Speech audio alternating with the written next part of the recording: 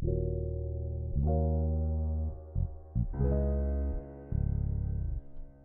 is Antonio Moore, and we're here on Yvette Carnell's channel. You know, Breaking Brown. I'm coming over, supporting her. You know, she had a great show this past week, and her show is back. Yvette Carnell and Breaking Brown is back, and we're going to talk a little bit more about Meghan Markle. We're not going to keep you too long. Yvette, you want to say something about your being back, and then Meghan Markle? Well, I'm happy. I'm happy to be back. But you know, the Meghan Markle got the video got a lot of attention, and I think it also got what happens a lot on YouTube. And I try to explain and hash things out as best I can, but I think it also got misunderstood.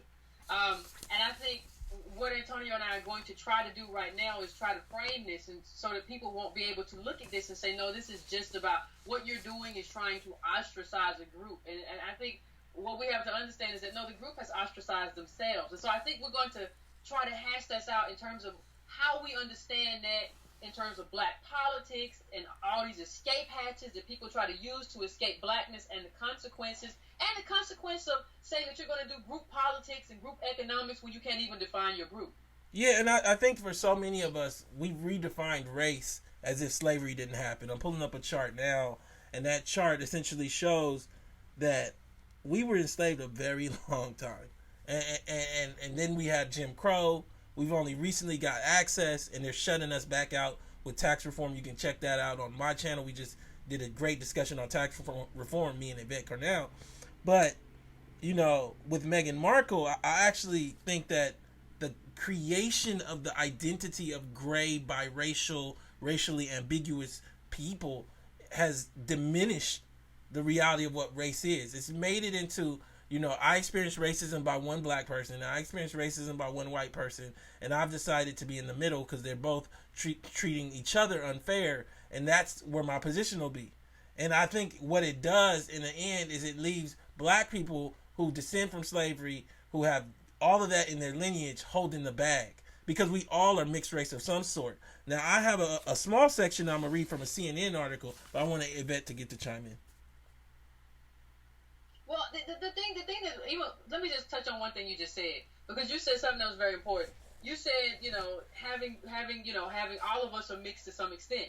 And so if I go and get my ancestry and it turns out that I'm 45% British or something like that, you're going to say, well, it's different for her because she's 50% white because her father's white. So what you're saying to me is that because the white person is closer in her lineage than me, that carves a space for her for some type of specialness that I don't have. Or say, well, she's more culturally white. And to a certain extent, you can say that she absorbs more of a white parent's culture. But what does that say when you're anchored in that white person's culture? And if that white person has some wealth, that wealth. But then you have to also understand it in this context, Antonio, that we're all American, right? So to some extent, African Americans are all sort of immersed in white culture, whether we like it or not, or American, because it's the majority culture. It's American culture. Yeah, I agree. And what's interesting is that this new view of race has no historical context in America. And like, you know, it's this idea of fantasy, you know, making fantasy reality by saying it enough times. Well, the Crown family said that fantasy don't matter to them. She never be a black princess. She gonna have to pass for white, and she can't no more. So she gonna be a duchess. So you know, I think what's a trip is when you go back. There's a CNN article I'm pulling up now. Black in America is not just about the color of your skin. And scholar Yaba Blay explored the nuances of racial identity and the influences of skin color in a project called One Drop, named after a rule in the United States that once mandated that any person with one drop of Negro blood was black. Based on assumptions of white purity, it reflects a history of slavery and Jim Crow. One drop was codified. This was actually law. This wasn't some kind of social idea in 1920 census and became pervasive as courts ruled on it as a principle of law. It was deemed unconstitutional until 1967. So I think, you know, some people will say, well, then it's over now. No. That's what rooted this country. It's not over now.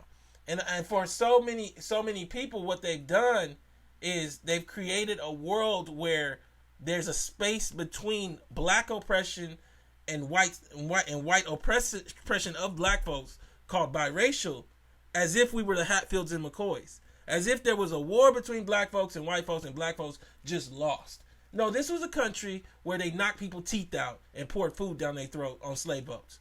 This was a country where they raped women and told them to have babies so you can make me more slaves. This was a country where essentially there was no middle.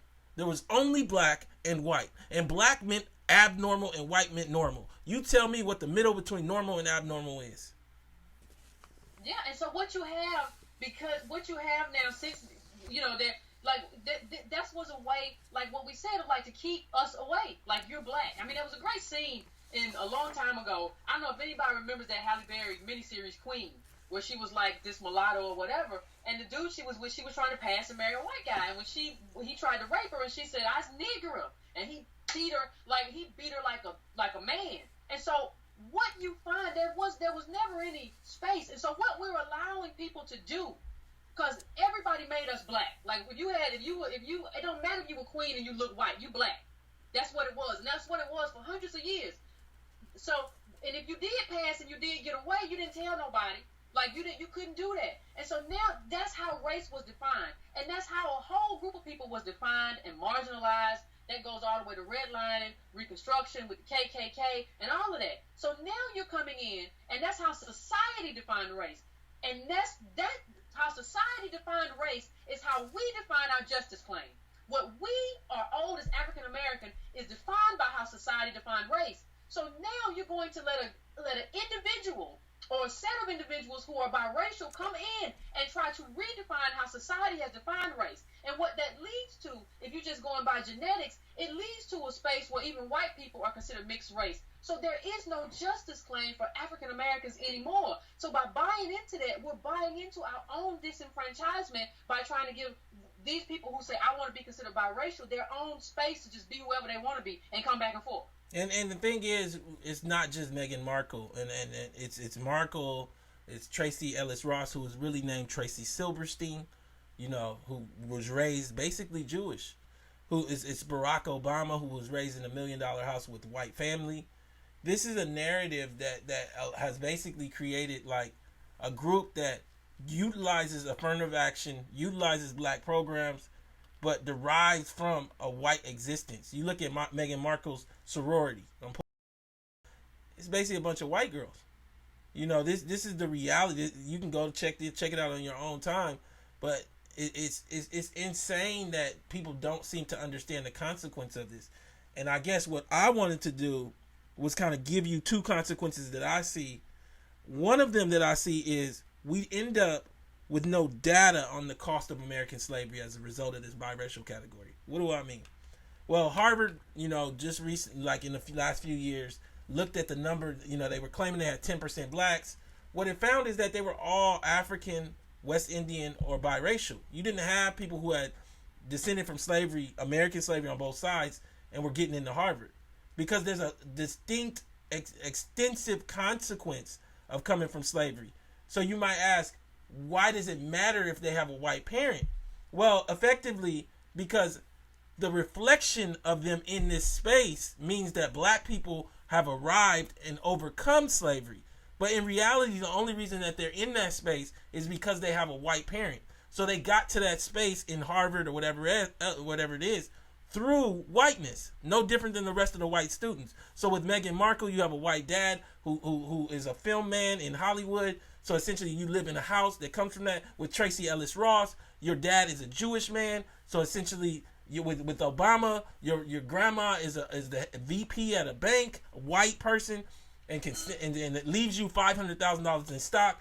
These people do not bear the cost of slavery. So at what point do we get the data of how complete coming from slavery locks you out? You feel me, Yvette? Oh, I feel you. I feel you.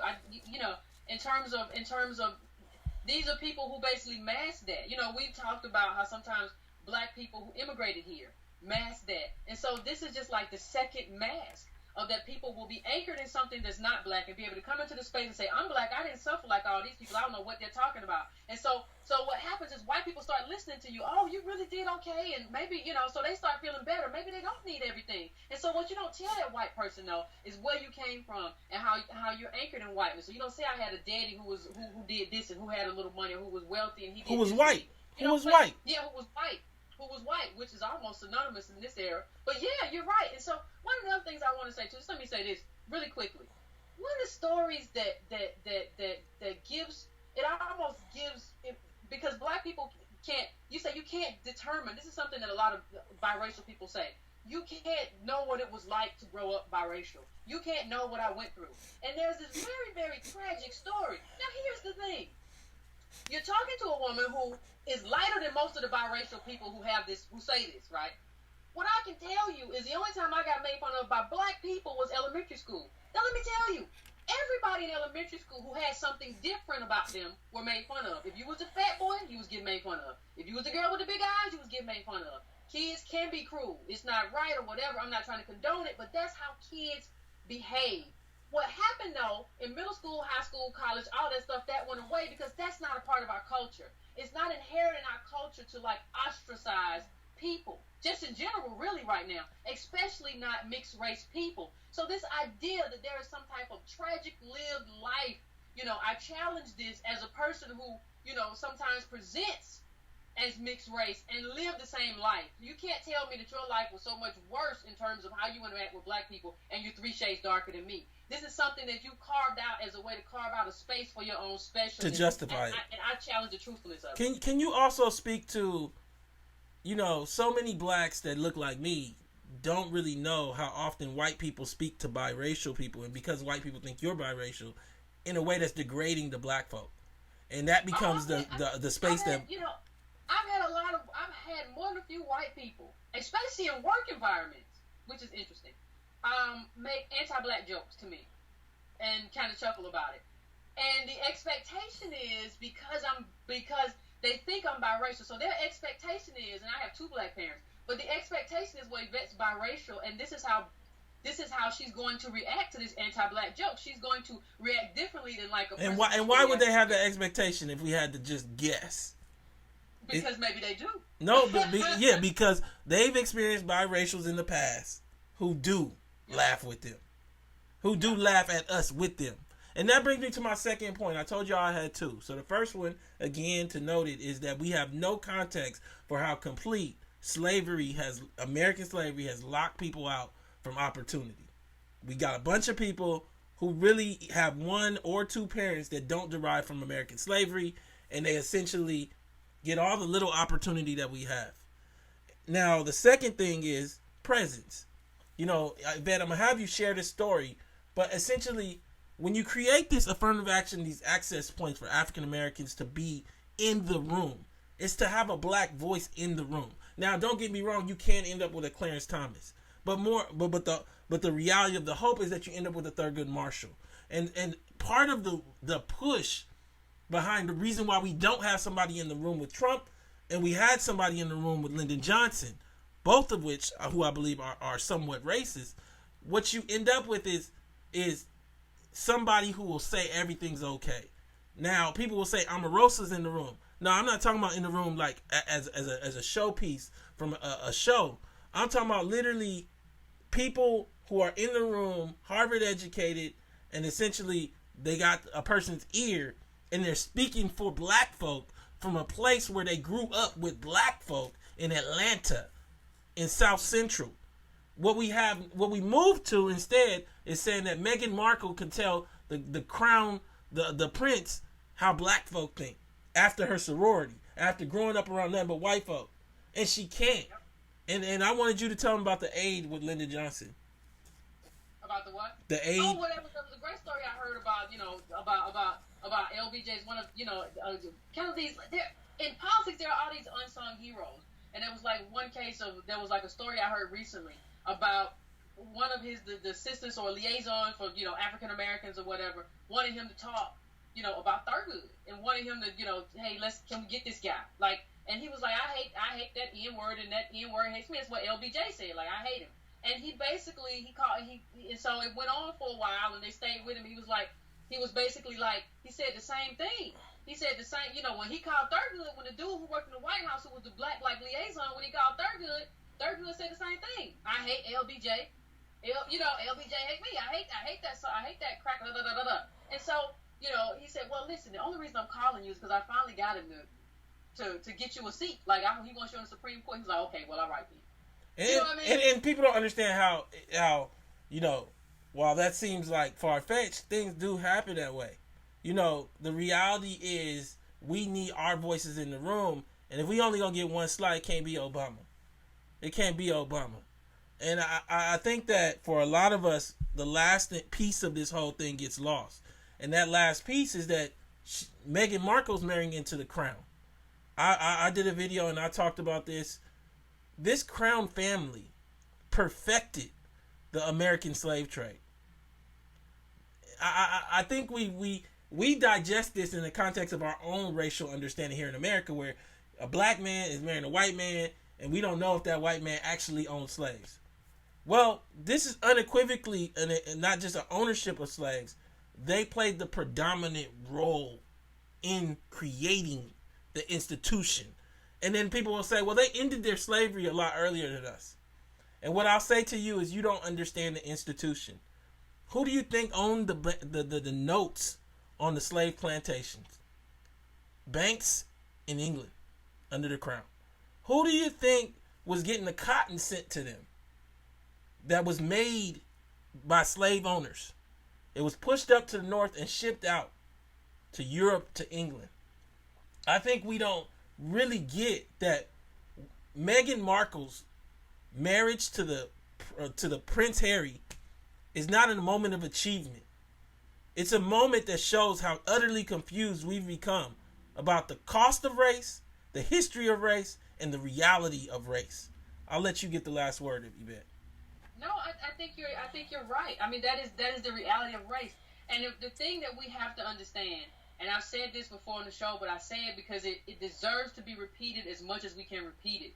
There are no individual answers to systemic problems. So race in America, in terms of extending from slavery, and there being no corrective action for that, you cannot fix that through an individual answer.